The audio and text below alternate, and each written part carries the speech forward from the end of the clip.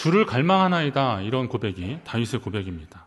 오늘 다윗의 갈망은 대적에게 쫓기는 상황에서 느끼는 감정입니다. 근데 그 대적이 하필 다른 사람이 아닌 아들 압살롬이었습니다. 압살롬이 아버지인 다윗 왕에게 반란을 일으킨 것입니다. 압살롬은 다윗의 여러 아들 중에서도 다윗이 정말 제일 사랑했다라고 할 만한 그 아들입니다. 결국 왕위는 솔로몬에게 물려줬지만 안 그랬으면 아마 압살롬한테 왕위를 물려주려고 하지 않았을까 그런 마음이 들 정도입니다. 압살롬은 다윗에게 정말 마음이 흡족했어요. 압살롬에 대한 표현을 백성들도 압살롬을 참 좋아했는데 사무엘하 14장에 보니까 온 이스라엘 가운데서 압살롬같이 아름다움으로 크게 칭찬받는 자가 없었으니 그는 발바닥부터 정수리까지 흠이 없음이라 그랬습니다. 뭐 하나 흠잡을 데 없을 정도로 아주 완벽한 그런 외모도 있었고 또 그는 리더십도 있었고 의협심도 있었습니다. 근데 이게 문제였어요. 뭐냐면 압살롬에게는 동생 같은 어머니에게서 난 동생 다말이 있었는데 여러 이복 형제들이 있으니까 그 이복 형제 중에서 암논이라는 사람이 이 다말을 흠모했다가 그에게 그를 능력을 보이는데 나중에 배신을 하는 겁니다. 그러니까 이 사실을 안 압살롬이 너무 화가 나서 그 암논을 죽여버린 거죠. 그리고 나서 그냥 외갓집 동네인 구슬이란 땅으로 그냥 도망가 버린 겁니다. 다윗이 너무 화가 났죠. 그리고 또 이런 자기 아들들 중에서 이런 일이 벌어졌으니까 얼마나 속상했겠습니까. 그런데도 그 일을 행한 아들이 압살롬이라는 이유 때문에 그 압살롬에 대한 미련이 계속 남은 거예요. 그러니까 다윗 주변에 요압 군대 장관이 다윗을 잘 아니까 다윗을 위해서는 생명까지 걸었던 장수니까 왕이 자꾸 그러니까 어떤 이제 여인을 보내서 얘기를 해서 결국은 이제 이게 압살롬을 다시 예루살렘으로 오게 합니다.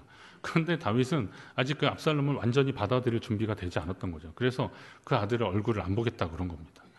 압살롬은 처음에는 이제 아버지가 용서해 주실 줄 알고 왔는데 받아주지 않고 얼굴도 못 보게 하고 그러니까 이게 이제 애증이 되는 거죠. 그러다가 아버지에 대한 반항이 생기기 시작합니다. 그래서 결국은 압살롬은 자기의 호위병들을 모으기 시작합니다. 군사를 점점 키우는 겁니다.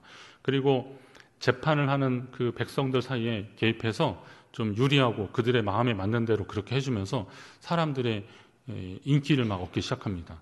그러다가 아버지한테는 핑계를 대는데 아무튼 저 유다 지파의 정치적 고향이 헤브론이거든요. 갈렙이 이 산지를 내게 주셔서 했던 곡인데 거기에 가서 왕위에 오릅니다. 다윗이 이전에 사울에 쫓겼을 때도 나중에 그 사울 왕조가 완전히 좀 정리 안 됐을 때 그때 이쪽 밑에서 왕이 올랐는데 압살롬도 그런 방법을 선택한 거죠.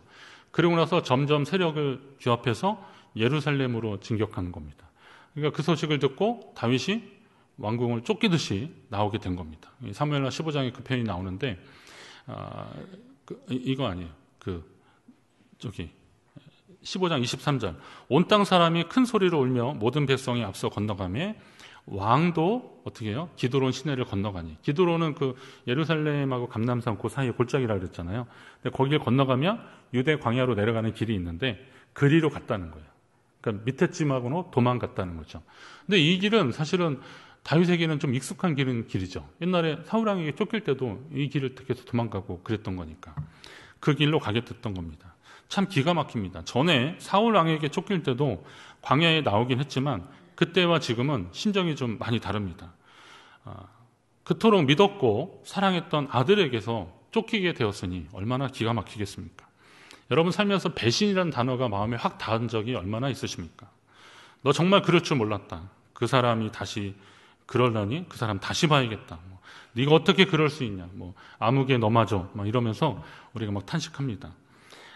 그런데 살면서 이런 일들은 좀 있을 수 있어요. 근데 잘 모르거나 아니면 남 같은 경우에는 좀 이렇게 가깝게 지냈어도 남 같으면 내가 네 안 보면 그만이지 이렇게 되는데 가족은 안 그러잖아요. 물론 형제들은 좀 모르겠어요. 형제들은 의가 상하면 좀 진짜 안 본다 그러는데 부모 자식 간에는 그러기가 참 어렵습니다. 정말 어렵습니다. 근데 압살롬이 아들이잖아요. 그러니까 다윗이 그 상실이 너무 큰 거예요. 상심이 너무 큰 거예요. 전부를 잃은 것 같은 그런 마음이 있습니다. 이러할 때 다윗이 뭘 하고 있어요? 주님을 바라봅니다. 주님을 갈망합니다. 라고 하는 겁니다. 사랑하고 믿었던 사람에게 배신당하고 실망하고 삶의 의미를 찾기 어려울 때 여러분이 서 있는 곳은 과연 어디입니까? 혹시 메마른 광야에서 목말라 하고 있지 않으십니까?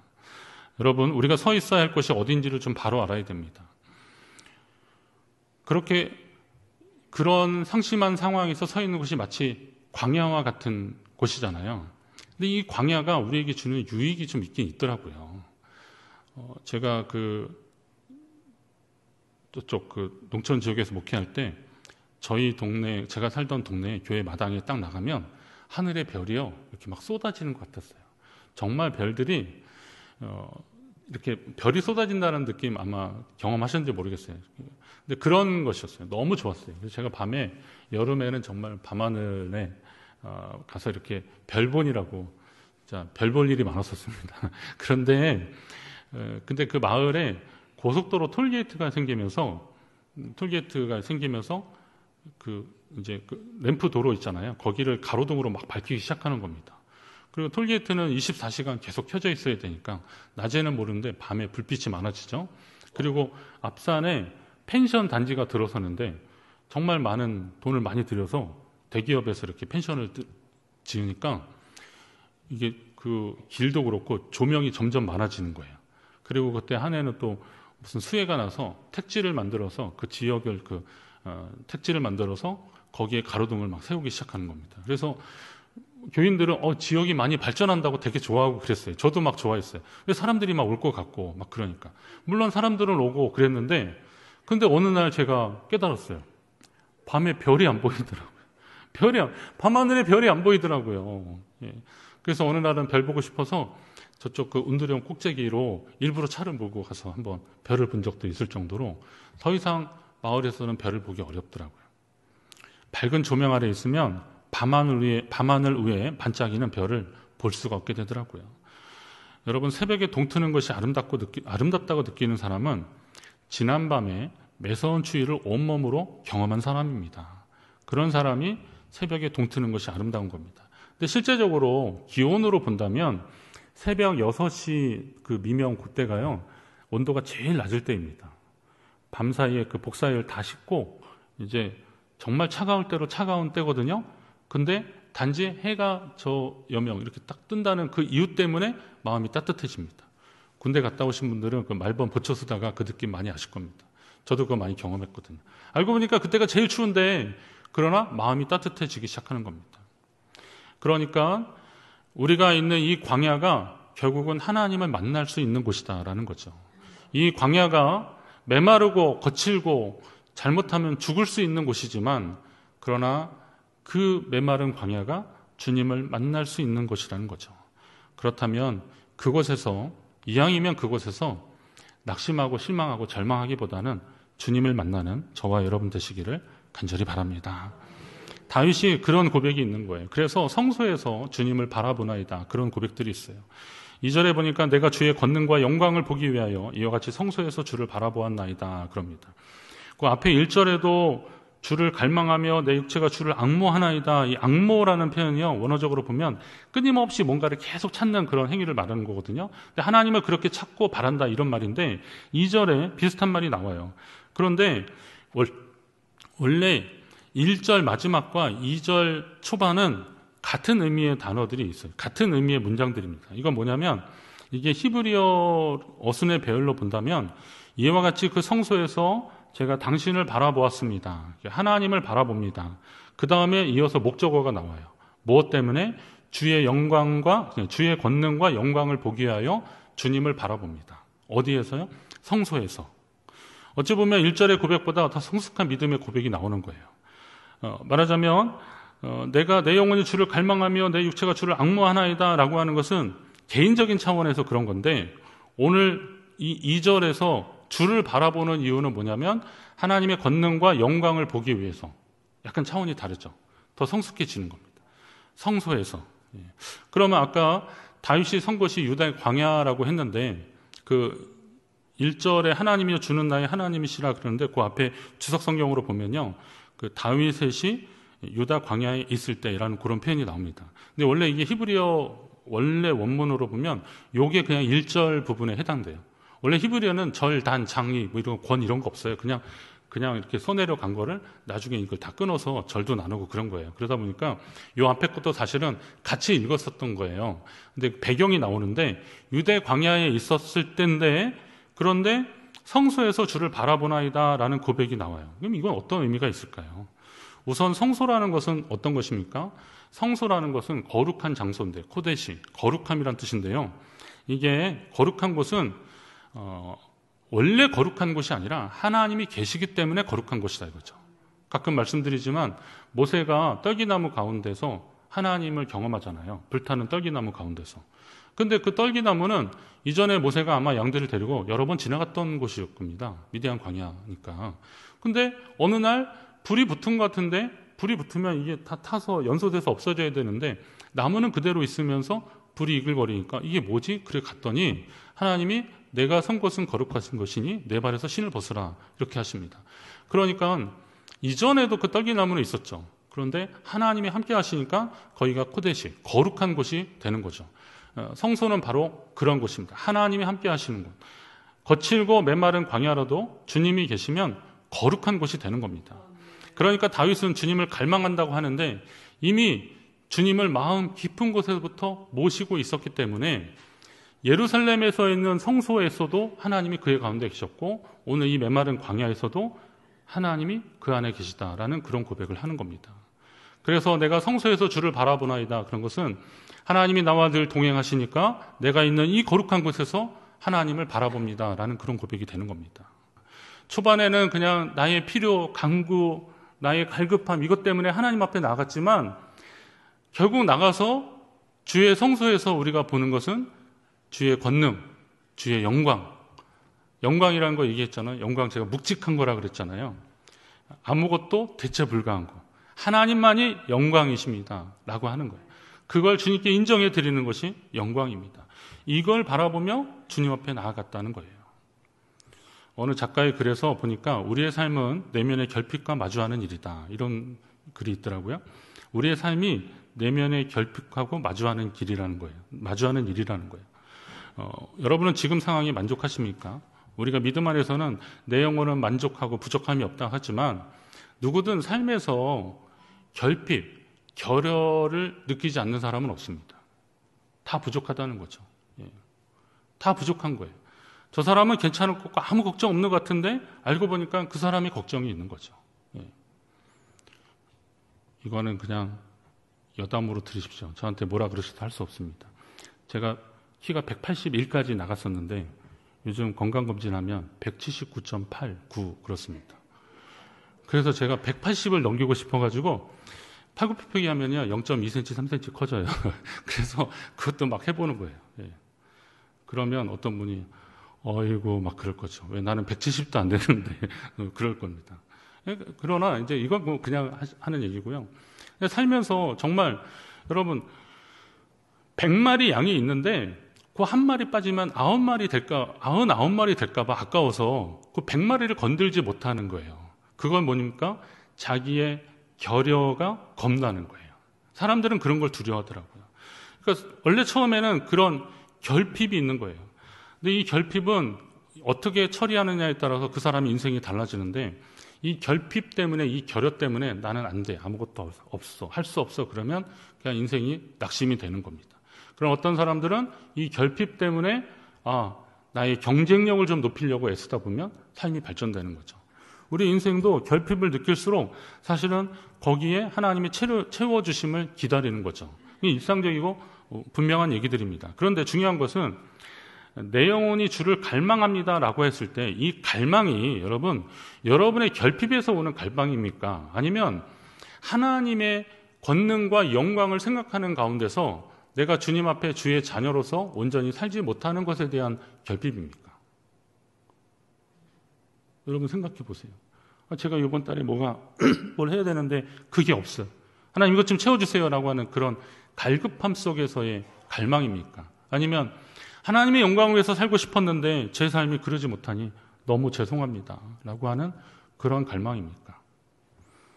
믿으실지 모르겠지만 저는 이런 말하는 게 약간 제가 좀 부족한 걸 많이 느낍니다. 저는 원고 아니면 사실 설교하는 거 되게 어려워하는 사람입니다. 그러다 보니까 즉흥적으로 하나님 말씀을 정말 전해야 되는 그럴 때 제가 막 당황하고 그러더라고요. 그런 기회가 저한테 주어졌는데 제가 그걸 다 못하는 것 때문에 하나님께 죄송한 적이 한두 번이 아닙니다. 그리고 어쩔 때는 원고 이외에 하나님이 제게 주시는 감동들이 있었는데 이걸 잘못 표현하다가 실수할까 봐 제가 그냥 막질 때가 가끔 있거든요. 마음이 편치 않으면 그거 막아지거든요. 이럴 때 제가 하나님께 너무 죄송하기도 하더라고요. 물론 원고를 준비하는 과정 속에서 하나님이 역사하시는 것에 저는 그 능력을 믿어요. 그래서 잘 준비하고 있는데, 그러나 때로는 제가 하나님께 죄송한 마음이 있습니다. 나의 필요를 채우기 위한 갈망은 아쉽고 필요할 때만 주님을 부르는 습관이 될 수 있다는 사실을 여러분 아십시오. 그러면 나는 그냥 아쉬우면 나오는 겁니다. 어느 목사님이 집사님한테 요즘 무슨 일이 있으시냐고 그랬더니 목사님 그걸 어떻게 하셨냐고. 그때 안 나오던 새벽기도 나오는데 그럼 당연히 그거 아니냐 그런 거죠. 그냥 목회자들끼리 좋고 하는 데서 그러는 거죠. 근데 그런 거죠. 그냥 나의 어떤 필요, 간구 이것 때문에 하나님 앞에 하는 거 말고 내 삶에 있어서 난 정말 하나님을 위해서 뭔가 내 삶을 좀 드리고 싶고 내가 하나님의 영광을 위해서 좀 쓰임받고 싶다라고 하는 그런 차원에서. 근데 그렇게 하려고 하는데 내 능력이 부족합니다. 주님, 내 이 부족함을 채워주소서라고 고백하는 그 갈망하고는 분명히 차이가 날 것입니다. 성도가 가져야 되는 진정한 영적 갈망은 주님이 주인 되시는 갈망이어야 됩니다.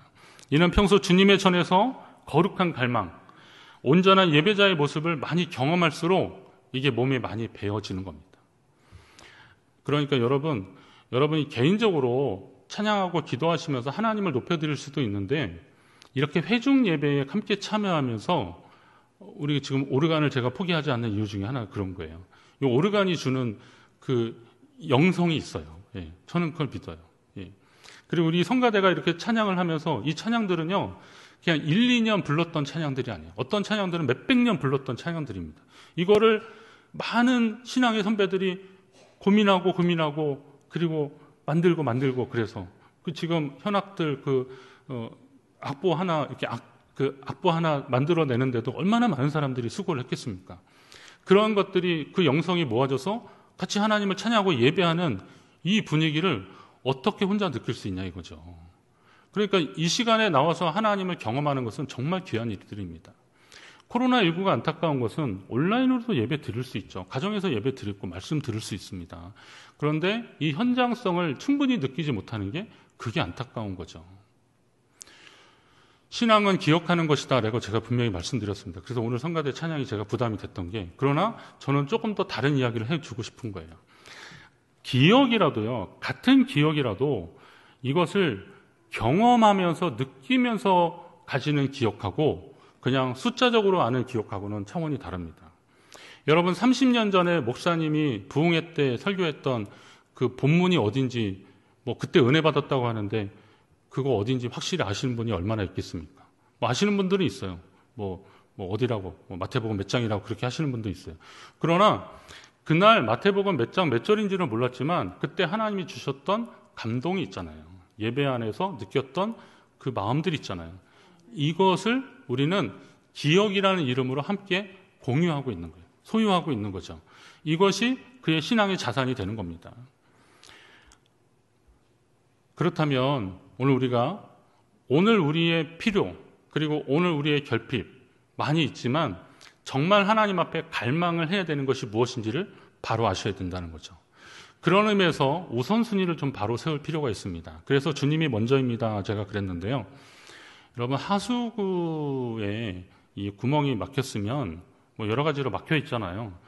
저는 그게 전담입니다. 저희 딸이 이제 졸업하고 집에 온 이후로 그 횟수가 더 많아졌어요. 머리가 길어가지고 진짜 깜짝 놀랐어요. 야, 너 머리가 남아있는 게 희한하다. 제가 막 그랬어요. 그런데 이제 주기적으로 막히잖아요. 이 딸 가진 아버지들의 고충을 아셔야 됩니다. 저는 하나님께 감사하고 있어요. 딸이 하나밖에 없는 게 감사하더라고요. 근데 그걸 이제 뚫는데 여러분 이게 막혀 있으면 아무리 물을 부어도 이게 잘 안 내려가잖아요. 그냥 꿀렁꿀렁 하다가 말잖아요. 어떻게 하셔야 돼요? 그거 빼내셔야 이게 확 내려가는 겁니다. 저에게는 그런 은사가 있습니다. 어릴 적부터 이거 잘 이렇게 뚫어주는 은사가 있어서 제가 많이 했습니다. 심지어는 뭐 얼음으로 막힌 하수구도 제가 뚫어본 적도 있는데, 그거 어떻게 하는지 아십니까? 뜨거운 물을 갖다 이렇게 거꾸로 집어넣어서 조금씩 역류해서 이렇게 나오게 하면 뻥 뚫리는 어느 순간이 있어요. 아주 그냥 10년 먹은 채찍이 확 내려가는 것 같은 그런 느낌입니다. 여러분 포장음식 오시면, 포장음식 오면 어떻게 합니까? 어떤 분은 봉투 확 뜯잖아요. 저는 안 그렇습니다. 이걸 이렇게 잘 뜯어요. 풀어요. 목사님 체격이 안 맞게 왜 그러시냐고. 아니에요. 저는 포장음식도 어떤 분은 그 시간 낭비라는데 그건 방식, 삶의 방식이지 그거 푸는데 그렇게 오래 안 걸려요. 실타래 막 엉킨 것도요, 어떤 분은 급하니까 바느질 하려고 그냥 끊어서 쓰는데 그러면 다음에 제대로 못 써요. 제가 어릴 적에 저희 할머니가 저한테 명주실에 엉킨 거 이렇게 탁 던져주시면 제가 그거 푸는 낚시로 한동안 살고 그랬습니다. 그런 거더라고요. 근데 하나님이 저한테 그런 마음들을 주셔요. 저는 좀 성격이 급하긴 해요. 저는 돼지고기 먹으면 약간 탈납니다. 안 익은 거 자꾸 먹어가지고. 그런데 그런 건 급한데 그래도 인생을 살다 보니까 속도보다 중요한 게 방향이다, 이런 거 많이 글도 읽고 많이 깨닫게 되더라고요. 말하자면 지금 앞을 가로막고 있는 것들이 분명히 있어도 급할수록 돌아가라라고 하는 말들은 그냥 한두 번의 경험에서 나온 말은 아닐 것이다 라는 거죠. 우리 많은 신앙의 또 인생의 선배들이 그렇게 살았기 때문에 그런 말들이 나오는 거죠. 그렇다면 하나님이 오늘 우리에게 주시는 그 어려움들 속에서, 이 속에서 하나님을 발견하고 하나님 뜻을 깨닫는 것이 참 중요하다는 거예요. 다윗은 지금 비록 메마른 광야에서 주님을 바라보고 있는 상황이 낙심될 상황이 맞지만 주님 안에서 평안을 경험하고 주님의 영광과 권능을 바라보니까 그 이후의 상황이 확 바뀌더라고요. 그래서 주님이 먼저라는 거죠. 개인적으로는 낙심이 되죠. 아들한테 쫓겼으니까 사람들은 모르겠어. 저 바보 같은 놈, 아들한테도 저러냐. 그래서 자기 그 신문이라고 두고 도망가는데 막 욕하고 그랬던 사람도 있었잖아요. 자기를 아주 그냥 부하 장수들이 너무 속상해서 저는 가만히 안 놔두겠다 그러니까 놔둬라. 저 하나님 저러실지 어떻게 하냐. 너무 낙심이 되니까 그거 자기한테 욕하는 사람을 뭐라고 그러지도 못하고 그렇게 쫓겨나서 지금 광야에 있는 이 낙심된 상황에서 여기에서 다윗 신앙의 진가가 나오는 거죠. 다윗이 하나님을 찬양하고 예배했던 그 이전의 기억을 되살리는 거예요. 주의 인자하심이 생명보다 나음으로 내 입술이 주를 찬양할 것이라 그럽니다. 여기에서 하나님의 인자하심, 주의 인자하심이 이게 사랑하심을 표현하는 헤세드라는 단어 많이 들어보셨잖아요. 여기 주의 인자하심이 헤세드인데요. 하나님의 헤세드가 우리의 인생보다 훨씬 크다. 이건 뭐냐면 우리가 부족하고 연약해도 하나님의 헤세드는 이것을 덮고도 남는다라는 그런 표현입니다. 그걸 다윗이 인정하고 깨닫고 고백하기 시작하면서 그 다음부터 3절 이하는 뭐예요? 내 평생의 주를 송축하며, 이런 하나님을 높여드리는 그런 말들로 계속되고 있습니다. 그렇다면 주님 앞에 이 광야와 같은 이 순간에 우리가 어떤 고백을 하느냐에 따라서 삶이 달라진다는 사실입니다. 따라서 중요한 것은 상황이 아니라 무엇을 바라보느냐입니다. 한번 할까요? 중요한 것은 상황이 아니다. 중요한 건 상황이 아닙니다. 우리가 그 상황에서 무엇을 바라보느냐입니다. 다윗이 광야에서 주를 갈망하나이다 한 고백은 그의 의지와 능력이 아니었어요. 믿음으로 선포한 게 아니고요. 주님을 사랑하고 높여들었던 그의 본능이었던 겁니다. 여러분 이제 조금 더 욕심을 냈으면 좋겠어요. 하나님 앞에 의지적으로 믿는 것을 좀 넘어서 본능적으로 주님을 좀 섬길 수 있도록 여러분의 삶을 주님께 더 드리고 또 예배에 더 집중하고 하나님 말씀으로 살아가면서 하나님과 함께하는 귀한 삶, 여러분 삶 가운데 계속되시기를 주의 이름으로 축원합니다.